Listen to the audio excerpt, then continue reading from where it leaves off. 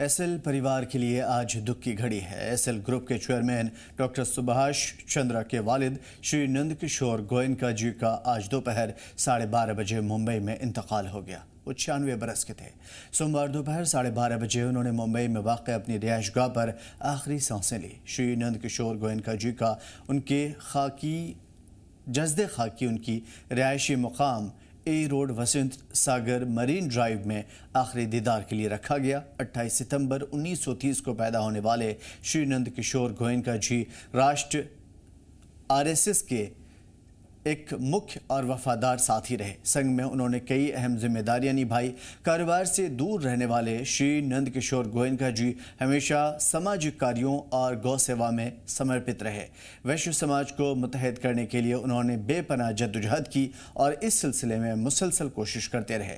इसके अलावा अग्रसेन कारोबारियों के महाराजा अग्रसेन की राजधानी अग्रोहा की तरक्की में बड़ा रोल निभाया। श्री नंदकिशोर गोयनका जी का जज्दे खाकी खास तौर पर बरोज़ मंगल बतारीख 14 जुलाई सुबह 7 बजे चार्टर्ड प्लेन से हरियाणा में उनके आबाई शहर हिसार लाया जाएगा और उनके जज्दे खाकी का आखिरी दीदार के लिए हिसार में वाक़ उनकी रिहाइशगाह पर 166 गोयनका हाउस कृष्ण मंडी में रखा जाएगा। श्री नंदकिशोर गोयनका जी के आखिरी रसूमात 15 जुलाई यानी बुधवार सुबह 11 बजे हरियाणा के हिसार में किया जाएगा। उनके जज्दे खाकी अग्रोहा धाम के गोयनका उद्यान में पंचतत्व में वलीन किया जाएगा और अग्रोहा धाम में ही उनकी अहलिया की भी आखिरी रसूमात अदाई की गई थी।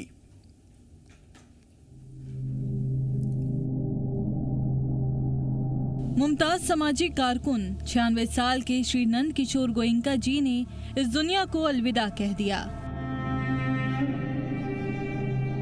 सोमवार दोपहर 12:30 बजे उन्होंने मुंबई में वाक़े अपनी रिहाइशगाह पर आखिरी सांसें ली।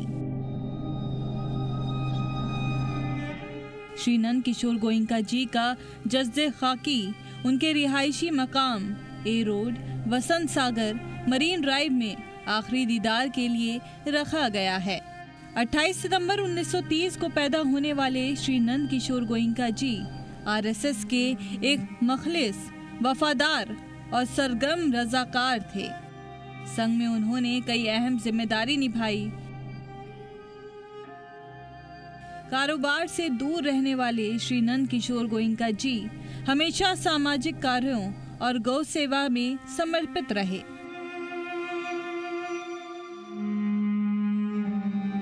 वैश्य समाज को मुत्तहिद करने के लिए उन्होंने बेपनाह जद्दोजहद की और इस सिलसिले में मुसलसल कोशिशें करते रहे।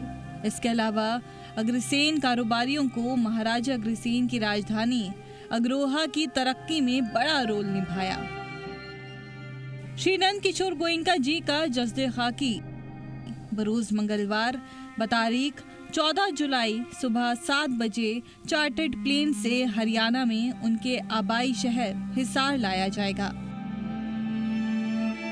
उनके जज्दे खाकी का आखिरी दीदार के लिए हिसार में वाक़े उनकी रिहायशी 146 गोयनका हाउस कृष्णा मंडी में रखा जाएगा। श्री नंदकिशोर गोयनका जी की आखिरी रसूमात 15 जुलाई यानी कि बुधवार सुबह 11 बजे हरियाणा के हिसार में होगी। उनका जज्दे खाकी अग्रोहा धाम के गोयनका उद्यान में पंचतत्व में विलीन होगा। अग्रोहा धाम में ही उनकी अहलिया की भी आखिरी रसूमात अदा की गई थी।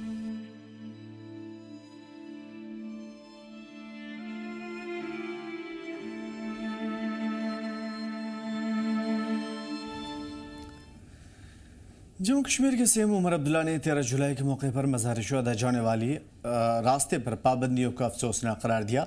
कहा कि 1931 की तहरीक किसी मजहबी जंग नहीं बल्कि जुल्म, नाइंसाफ़ी और जाबिराना निज़ाम के खिलाफ आवाज़ थी।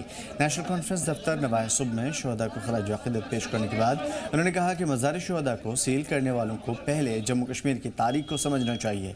उमर अब्दुल्ला ने कहा कि महज 150 लोग फातिहा और खराज अक़ीदत के लिए जाना चाहते थे, लेकिन इंतज़ामिया ने इसे भी कानून व्यवस्था का मसला बनाया, जो हालात को मामूल पर लाने का दावा करते हैं और उनके इन दावों पर सवाल खड़ा होता है। जो 13 जुलाई को अंग्रेजों के राज के खिलाफ, शख्सी राज के खिलाफ और जमहूरियत के लिए अपनी कीमती जानें कुर्बान कर गए, आज उनकी शहादत को सलाम करने की हमें इजाजत नहीं दी जा रही है। काश ये जो फैसला लिया गया शहीद मज़ार को बंद करने का, ये फैसला लेने वाले अगर 2 मिनट जम्मू कश्मीर की हिस्ट्री पढ़ते तो समझ जाते कि इस फैसले से उन्होंने तमाम उन लोग जिन्होंने आज़ादी से पहले अंग्रेज़ों के खिलाफ लड़ते हुए अपनी जानों को कुर्बान किया, उन सबों की कुर्बानियां आज नज़रअंदाज की गई। कश्मीर उस वक्त जो प्रिंसली स्टेट था वो एक ब्रिटिश पैरामाउंसी थी। जिन लोगों ने आज हमें मज़ार शोहदा पे जाने की इजाज़त नहीं दी वो चंद दिन के मेहमान हैं, आज हैं कल नहीं होंगे, लेकिन ये शहीदों की कब्रें ये यहाँ पे थी, यहाँ पे हैं और यहाँ पे रहेंगे। आज नहीं तो कल हम दोबारा वहाँ पे जाएंगे, वहाँ पे फूल डालेंगे और उन शहीदों के लिए जो है फातिहा पढ़ेंगे। मीरवाइज़ कश्मीर डॉक्टर मौलवी मोहम्मद उमर फारूक ने 13 जुलाई 1931 के शहदा को खराज अक़ीदत पेश किया। कहा कि उनकी अजीम कुर्बानियों ने इंसाफ, इज़्ज़त और इंसानी हुकूक़ की जद्दोजहद की बुनियाद रखी थी, जो आज भी जारी है। सोशल मीडिया प्लेटफॉर्म एक्स पर जारी अपने बयान में उन्होंने कहा कि मज़ार शहदा नक्शबंद साहब पर फातिहा पढ़ने से लोगों को रोका जाना बेहद अफसोसनाक है। उनका इल्ज़ाम है कि मज़ार की ओर जाने वाले सभी रास्तों को बंद करके या बैरिकेड कर दिया गया, जो कि गलत है, जबकि जामे मस्जिद श्रीनगर के आसपास भी पाबंदियां लगाई गई और उन्हें एक बार फिर से नज़रबंद कर दिया गया। मीरवाइज़ ने कहा कि कब्रिस्तान को सील किया जा सकता है, रास्ते बंद किए जा सकते हैं, लोगों को घरों तक कैद किया जा सकता है, लेकिन शहदा हमेशा लोगों के दिलों में जिंदा रहते हैं। आज 13 जुलाई 1931 के शहदा की जो अजीम शहादत है उसके 95 साल मुकम्मल हो रहे हैं। मैं इंतहाई अक़ीदत और एहतराम के साथ उन शहीदों को खराज अक़ीदत पेश करता हूँ जिन्होंने अपनी जानों की कुर्बानी देकर जम्मू कश्मीर के अवाम की उस पुरअमन तहरीक की बुनियाद रखी, जिसमें इंसाफ, इज़्ज़त, वक़ार और अपने जायज़ हकूक़ की बहाली शामिल थी, जो आज भी जारी है। आज एक बार फिर लोगों को मज़ार शहदा जो है वो जाने से रोक दिया गया है, जहाँ वो फातिहा ख़ानी करते, उन्हें खराज अक़ीदत अदा करते। मज़ार शहदा को सख्त तरीन मुहासरे में कल से ही रखा गया है और आज हम देख रहे हैं कि पूरे शहर ख़ास के तमाम रास्ते जो हैं वो बंद कर दिए गए हैं, सील कर दिए गए हैं। जामा मस्जिद श्रीनगर के इर्द गिर्द भी सख्त पाबंदियाँ आयद कर दी गई हैं और मुझे भी एक बार फिर घर में नज़रबंद कर दिया गया है और बाकी सियासी क़यादत को भी नज़रबंद कर दिया गया है। लेकिन मैं यहाँ ये बात कहना चाहता हूँ कि मज़ारों पर पहरे बिठाकर रास्तों को बंद तो किया जा सकता है, लोगों को घरों में बंद किया जा सकता है, मैसूर किया जा सकता है, लेकिन आवाम के दिलो दिमाग में जो शहदा की याद है उसको हरगिज़ नहीं मिटाया जा सकता। वो हमारे दिलों में ज़िंदा हैं और हमारी जो कलेक्टिव कॉन्शियंस और मेमोरी है वो इसका हिस्सा हैं। The नेशनल कॉन्फ्रेंस हिंद के senior vice president Muzaffar Shah ने 13 जुलाई से पहले नक्शबंद साहब मज़ार शहदा के आसपास भारी सिक्योरिटी बंदोबस्त पर सख्त एतराज़ जताया। उन्होंने इल्ज़ाम लगाया कि पूरे इलाके में सिक्योरिटी एहलकारों की भारी तैनाती के चलते फौजी छावनी में तब्दील हो चुका है यह इलाका। उन्होंने पीएम नरेंद्र मोदी और होम मिनिस्टर अमित शाह से सवाल किया कि 1931 के घटना के लगभग एक सदी बाद भी इतनी सख्त पाबंदियाँ और सिक्योरिटी की क्या ज़रूरत। मुजफ्फर शाह ने कहा कि 1931 को 22 शहदा ने जागीरदाराना निज़ाम, जुल्म और जमहूरी हकूक़ से महरूमी के ख़िलाफ़ आवाज़ बुलंद की थी और उनकी कुर्बानियाँ जमहूरी निज़ाम के ख़िलाफ़ थी, जमहूरी निज़ाम को गलत करने के ख़िलाफ़ थी। और आखिर इस तरीके से 13 जुलाई को आज जिस तरीके से पाबंदी लगाई जा रही है वो बिल्कुल बेजा है।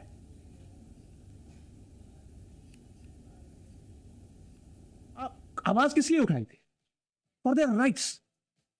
उन्होंने निजाम के खिलाफ आवाज उठाई थी।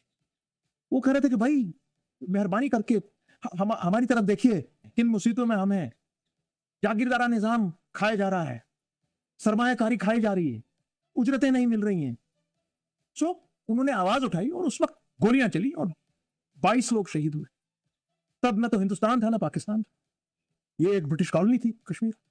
और मेरी गुजारिश रहेगी कि इन ये जो हमारे यहाँ 22 जिन लोगों ने जाम शहादत उस वक्त दी, उन्होंने डेमोक्रेटिक राइट्स के लिए दी, उनका हमको सम्मान करना चाहिए। मैंने 2024 में भी ये कहा था, दीज आर ओरिजिनल, जो हमारे ये जो डेमोक्रेसी के लिए ये लोग खड़े हो गए और उन्होंने गोलियां खाई उस वक्त।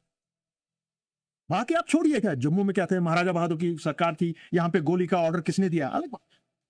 मगर हमारी ये डिमांड रहेगी, यहाँ बलिदान स्मारक बना है।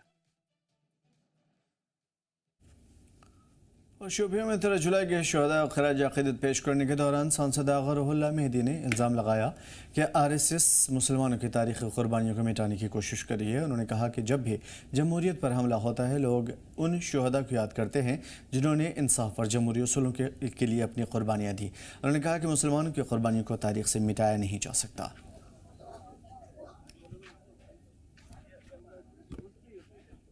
इदारे देखते हैं, लोगों की बात देखते हैं, लोगों की बात करने का हक देखते हैं, ये इन शोधाओं की कुर्बानी की वजह से।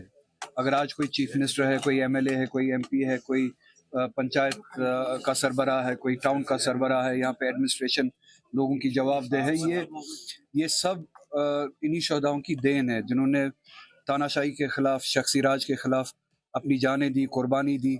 शख्सी राज न सिर्फ यहाँ से जुड़ा था, शख्सी राज पूरे मुल्क में जो साम्राज्य था उस साम्राज्य के साथ जुड़ा था। और मैं समझ नहीं पाता हूँ कि जब उस साम्राज्य के खिलाफ लड़ी हुई लड़ाई को आज़ादी की लड़ाई कहा जाता, जो ब्रिटिश साम्राज्य के खिलाफ लड़ी गई। MP मियां अल्ताफ़ अहमद और सांसद आगा सैयद रुहुल्लाह मेहदी ने शोपियां में मिनी सचिवालय में ज़िला विकास समन्वय एवं निगरानी समिति दिशा की बैठक में हिस्सा लिया। मीटिंग में सरकारी, खासतौर पर मरकजी सरकार UTs की मुख्तलिफ डेवलपमेंट स्कीम और प्रोजेक्ट की रफ्तार का जायजा लिया गया। बैठक में विधायक शोपियां एडवोकेट शब्बीर अहमद कुले, विधायक जनापुरा शौकत हुसैन गनाई, डिप्टी कमिश्नर शोपियां शिशिर गुप्ता समेत मुख्तलिफ डिपार्टमेंट के सीनियर अफसरान मौजूद रहे। अगर लोग वहाँ पे जाते, खराज अकीदत अदा करते, तो मुझे नहीं लगता कि उससे कोई नुकसान था, कोई वो चीज़ कोई मुल्क के ख़िलाफ़ थी या रियासत के ख़िलाफ़ थी। ऐसा नहीं होना चाहिए था, लोगों को जाने देना चाहिए था। मीटिंग होती है जो पार्लियामेंट के लिए मेंबर के लिए ज़रूरी है कि वो ये मीटिंग यहाँ पे डिस्ट्रिक्ट में करे, और जो गवर्नमेंट ऑफ इंडिया की स्कीमें हैं, सेंट्रली स्पॉन्सर्ड स्कीमें हैं या दूसरे काम हैं, उनका जायज़ा ले। और जहाँ फिर ये महसूस हो कि वहाँ दिल्ली में इस सिलसिले में बात करनी है, तो उस सिलसिले में बात भी करें, और जो चीज़ यहाँ स्टेट की देखते हैं उनको भी रिकमेंड करें। रिव्यू करना जो है वो इसका मकसद होता है दिशा की इस मीटिंग की।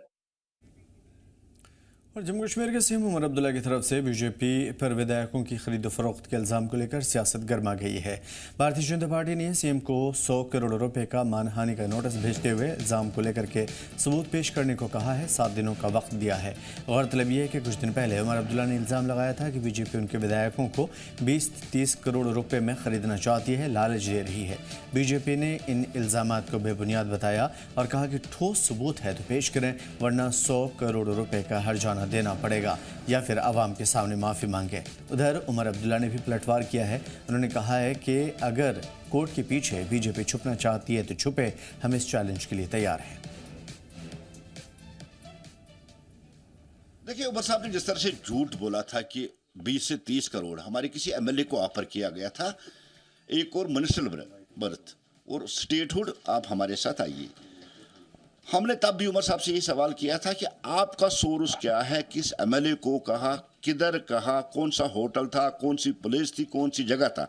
और जो आपने कहा कि सुप्रीम कोर्ट का वकील है और पदाधिकारी है भारतीय जनता पार्टी का, कम से कम नाम तो बताना चाहिए उमर साहब को। ये हवा में तीर मारने से कोई भारतीय जनता पार्टी शगुफे पे यकीन नहीं रखती। अब नेशनल कॉन्फ्रेंस की आदत है रोज़ शगुफे डालना, लेकिन हम शगुफे नहीं, हम सच्चाई पे यकीन रखते हैं, इसलिए भारतीय जनता पार्टी की जो लीगल टीम है, हमारे चीफ स्पोक्सपर्सन सुनील सेठी साहब जिसको हेड कर रहे हैं, और प्रमुख सेठ साहब जो भारतीय जनता पार्टी के स्पोक्सपर्सन भी है और एक एडवोकेट भी है, उन्होंने ये काम आज एक लीगल नोटिस उमर साहब को भेजी है। और इसमें उमर साहब को कहा गया कि अगर आप 7 दिन के अंदर अंदर अपने इस झूठ पे माफ़ी नहीं मांगोगे तो 100 करोड़ का डिफर्मेशन केस आपके खिलाफ भारतीय जनता पार्टी फाइल करेगी और क्रिमिनल कंप्लेंट भी आपके खिलाफ हम फाइल करेंगे।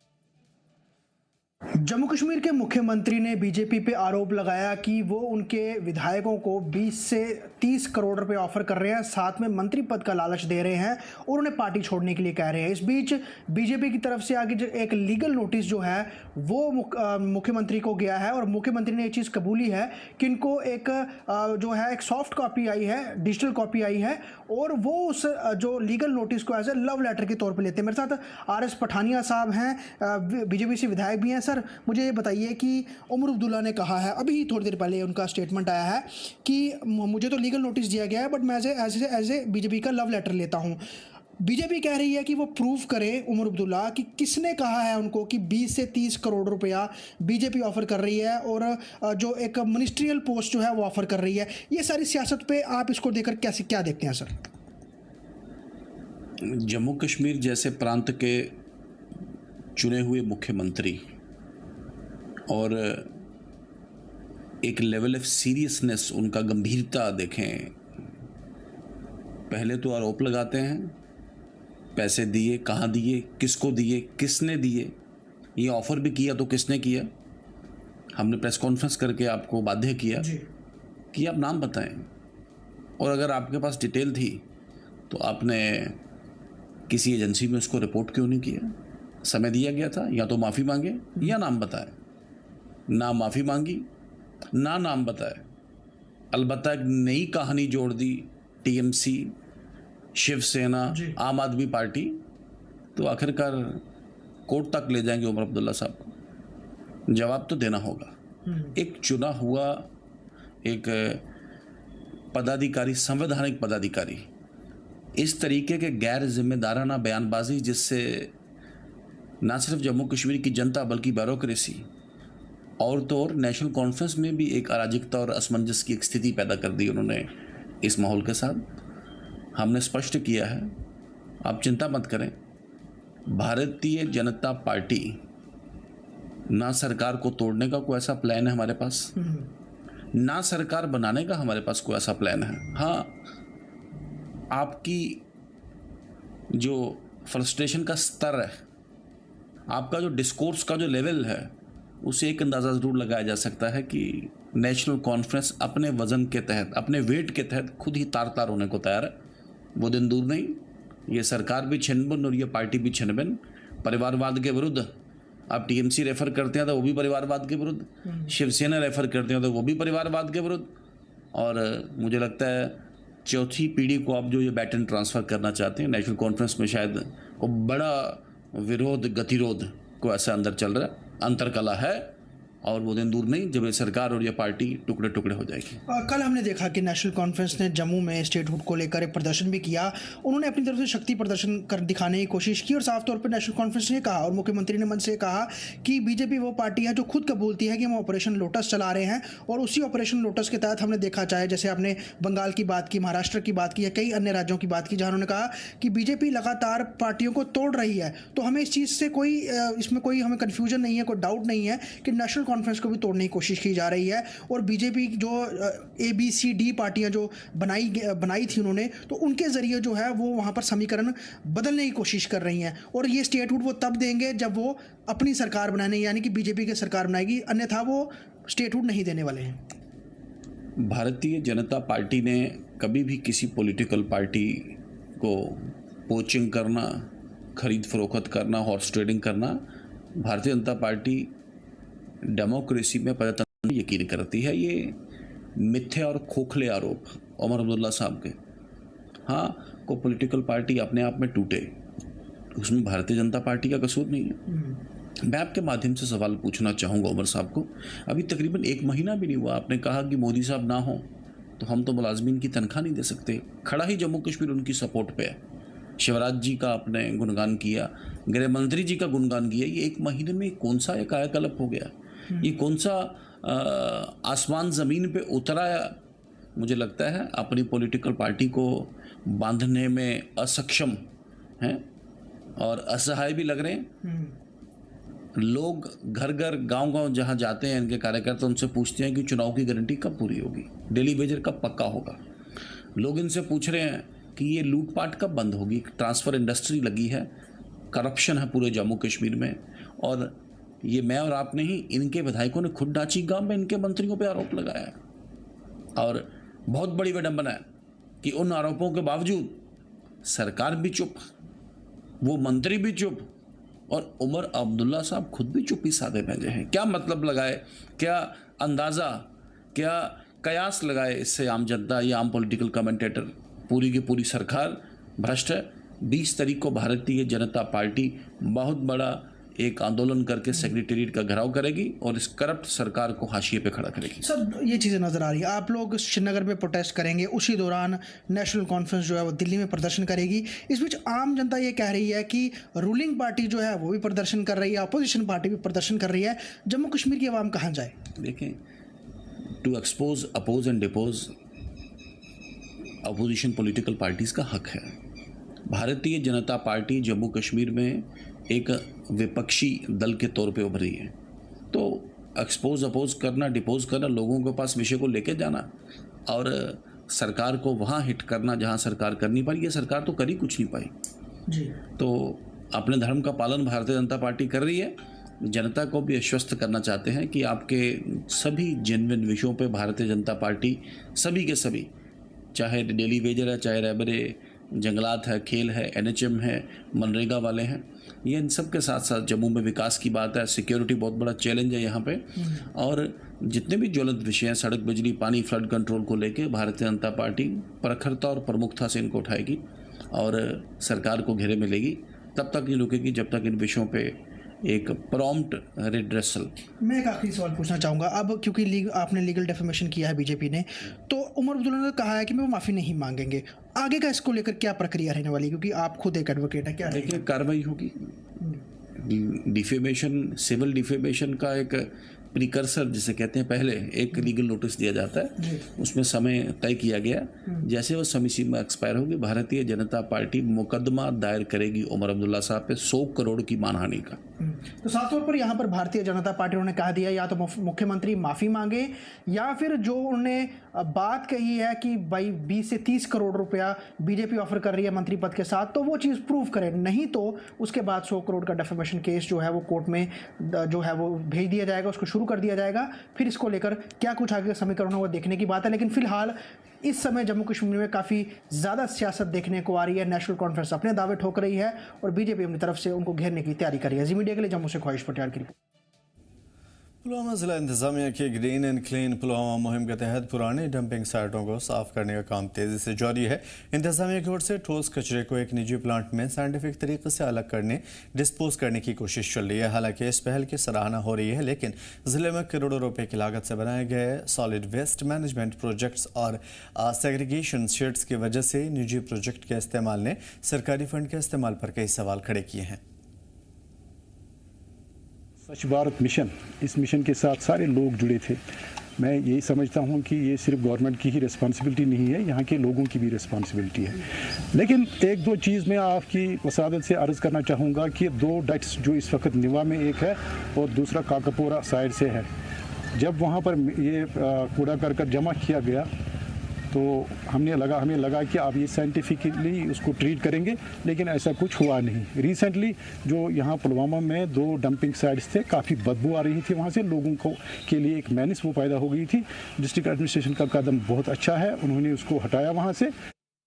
इस दौरान हमने जो है पंपोर लगभग क्लीन कर लिया है। पंपोर के बाद हमने अवंतीपुरा किया है, वो भी क्लीन हो चुका है। अवंतीपुरा के बाद में इस समय प्रेजेंट में हम ये पुलवामा कर रहे हैं और पुलवामा में भी काफ़ी कुछ हो चुका है। और पंपोर में हमने यहाँ पर लगभग 27,000 टन के आसपास कर लिया है और अवंतीपुरा 12,000 के आसपास। और पुलवामा लगभग 3500 से 4000 के आसपास हमने इसको क्लीन कर लिया है। और इसमें हमारे जैसे कुछ पार्ट होते हैं, ये एक बायोसेल पार्ट होता है, दूसरा हमारा CND पार्ट होता है, तीसरा हमारा RDF पार्ट होता है। बायोसेल और CND को जो खाली जगह होती हैं वहाँ पर हम फिल कर देते हैं, जो गड्ढे होते हैं, और RDF पार्ट को हम सीमेंट फैक्ट्री और पावर प्लांट वहाँ पे डिस्पोज ऑफ करते हैं। तो इस तरीके से हम जो है पूरी साइट को जो है ये प्रोसेस करते हैं। उधमपुर ईस्ट विधानसभा सीट से बतौर आज़ाद उम्मीदवार चुनाव लड़ चुके सीनियर लीडर पवन खजूरिया ने उधमपुर में मुनक़िद प्रेस कॉन्फ्रेंस के दौरान जम्मू कश्मीर में लंबे वक्त से पेंडिंग अर्बन लोकल बॉडी और पंचायती राज तंजीम के चुनाव जल्द कराने की मांग उठाई। उन्होंने कहा कि नगर निगम और नगर परिषद और नगर समितियों के चुनाव न होने से शहरों में डेवलपमेंट वर्क पूरी तरीके से मुतासिर है। लोगों की परेशानियों के हल के लिए कोई चुना हुआ नुमाइंदा मौजूद नहीं है और सड़कें, सफाई, नालियों की मरम्मत, स्ट्रीट लाइट और पेट्रोल जैसी बुनियादी सहूलतें नहीं मिल पाती। इस प्रेस वार्ता में जम्मू कश्मीर के अंदर अर्बन लोकल बॉडीज के चुनाव, पंचायती चुनाव में हो रही देरी को लेकर हर नगर निगम के अधीन आने वाला एरिया हो, नगर परिषद का हो, म्युनिसिपल कमेटी का हो, लगभग सारी जगह विकास कार्य जो है वो प्रभावित हुए हैं। इसी के साथ पंचायती राज एक्ट को हम मजबूत करने की बात करते हैं, लेकिन पंचायत के अधीन आने वाला जो एरिया, जम्मू कश्मीर के अंदर जितनी भी पंचायतें हैं वहां भी विकास कार्य जो है प्रभावित हुए हैं। हर वार्ड के लोग, हर पंचायत के लोग अपने लोकल जीते हुए जनप्रतिनिधि के पास पहुंचने में कुछ हिचकिचाहट नहीं करते, एकदम पहुंचकर अपनी समस्या बताते हैं। और वहां के हमारे पंच हो, हमारे सरपंच हो, हमारे शहर के पार्षद हो, पूरी उस समस्या को गंभीरता से सुनने के बाद उसका समाधान कराने के लिए दिन रात मेहनत करते हैं। बच्चों को मेल न्यूट्रिशन से बचाने और ख़वातीन को सरकारी स्कीम के तहत बेदार करने के मकसद से बडगाम के अरात इलाके में संकल्प hub for empowerment of women की ओर से बच्चों को दूध पिलाने वाली ख़वातीन को बेबी केयर किट तकसीम की गई। इस दौरान ख़वातीन को मरकजी सरकार की मुख्तलिफ फलाही स्कीमों की जानकारी भी दी गई। For empowerment of women district social welfare का टीम आज यहाँ आरत बडगाम में आया था, आंगनवाड़ी सेंटर पे। जो यहाँ पे 9 आंगनवाड़ी सेंटर से वो हमने एक ही जगह जमा किए। उनमें हमने लैक्टेटिंग मदर जो है, लैक्टेटिंग मदर्स को डिस्ट्रीब्यूट किए बेबी केयर किट्स, ताकि ये जो बच्चियाँ हैं इनका ख्याल अच्छे से रखें। तो और इसके साथ साथ हमने जो फाइनेंशियली हमने इनको अवेयर किया। आज हमारे यहाँ पे जो एक प्रोग्राम हुआ संकल्प फॉर एम्पावरमेंट ऑफ वुमेन, ये सोशल वेलफेयर ऑफिस बडगाम से आए थे। इन्होंने यहाँ पे एक प्रोग्राम इनेक्ट किया जिसमें इन्होंने बहुत सारी इंफॉर्मेशन दी वुमेन एम्पावरमेंट के लिए, कि वुमेन्स को हम कैसे फाइनेंशियली सपोर्ट करेंगे, उनको कैसे हम इंडिपेंडेंट बनाने के लिए बहुत सारी स्कीम्स होती है गवर्नमेंट के पास, जो इन्होंने यहाँ पे आज हमें बताई, उनके बारे में इंफॉर्मेशन दी कौन कौन सी स्कीम्स होती है। एंड यहाँ पे हम लोगों को जो यहाँ पे बहुत सारे आए थे उनको भी इंफॉर्मेशन मिली। और हेल्थ सेक्टर में पुंछ जिले के अंदर एक अहम कामयाबी हासिल करते हुए साल 2025-26 में नसबंदी सर्विस के मामले में जम्मू जोन में दूसरा मुकाम हासिल हुआ है। ज़िले में कुल 429 नसबंदी मामले दर्ज किए गए। इस बारे में CMO डॉक्टर परवेज़ खान ने बताया कि सरहदी ज़िला होने के बावजूद डॉक्टर, हेल्थ वर्कर्स और फील्ड स्टाफ की मेहनत से ये कामयाबी हासिल हुई।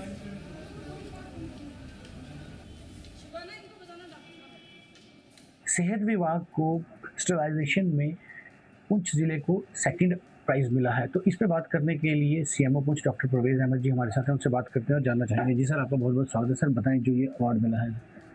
स्वागत है। ये अवार्ड नहीं है, एक सर्टिफिकेट होता है और ये डिवीजन लेवल का भी होता है, स्टेट लेवल का भी होता है। तो ये डिवीजन लेवल का है। तो ये स्टरलाइजेशन का मतलब हो गया कि फैमिली प्लानिंग मेथड्स, जैसे वार्ड पॉपुलेशन, कि हमारे कंट्री की पॉपुलेशन जो है वो बढ़ रही है। जी बिल्कुल। तो उस काम को कम करने के लिए government of India, ministry of health and family welfare ने ये 2 किस्म के मेथड जो है कि वो एक तो टेम्परेरी है, आपको जैसे पता है कि फीमेल जो है उसमें जैसे कंडम, फीमेल जैसे हैं उसमें वो लेती हैं टेबलेट्स वगैरह लेती हैं, छाया हो गई, अंतरा इंजेक्शन हो गया, माला डी हो गई, और मेल वगैरह कंडम का यूज़ करते हैं जिससे क्या है कि स्पेसिंग रहती है, पॉपुलेशन बढ़ती नहीं है जी। और कुछ लोग होते हैं जिनकी जैसे फैमिली कंप्लीट हो गई है, अगर उनको 2 बच्चे हैं, एक के बाद 2-3 साल के बाद दूसरा भी बच्चा हो गया। और हमारे माननीय प्रधानमंत्री जी का भी ये एक स्लोगन है, हमारे जब 2 बच्चे हो गए तो उसके बाद जैसे मैंने आपको बोला परमानेंट मेथड, तो उसमें यह है कि फीमेल का जो स्टेरिलाइजेशन एज ए ट्यूबेक्टमी उसको बोलते हैं, ऑपरेशन करा देते हैं ताकि औलाद ना हो। जी बिल्कुल। और मेल जो है वो उनके लिए है विजेक्टमी करवाना, एक ऑपरेशन होता है। तो जम्मू हो गया और डिस्ट्रिक्ट में बहुत लोग विजेक्टमी मेल करवाते हैं, कहते हैं ऑपरेशन। मतलब हमारे डिस्ट्रिक्ट पुंछ में पता नहीं कोई फोबिया है, मेल आगे नहीं आते हैं। जी बिल्कुल। और हमारी फीमेल बढ़ चढ़ के आगे आती हैं, मेल नहीं आते हैं। तो इसका हमने 24-25 में जो है फर्स्ट प्राइज, फर्स्ट 2 सर्टिफिकेट लिए थे मैंने लिए थे उस वक्त जी। सेकंड 25-26 का सेकंड जो है हमें कैटेगरी का सर्टिफिकेट मिला है जी। कितने केसेस किए हैं सर? ये 429 केस हमने फर्स्ट क्वार्टर में किए थे, फर्स्ट अप्रैल से लेके जून 25 तक, जब मैं डिप्टी CMO था मैंने करवाए थे मंडी मंडल में जी। ये सेहत विभाग का ये कोशिश रहेगी कि आगे और ज़्यादा कैंप्स लगाए जाए ताकि ये ज़िला जो है, सरहदी ज़िला पुंछ जो है वो फर्स्ट रैंक पर आके अगले साल जो है सर्टिफिकेट ले सके। जम्मू कश्मीर लद्दाख के लिए पुंछ से अनुभव मिश्री की रिपोर्ट।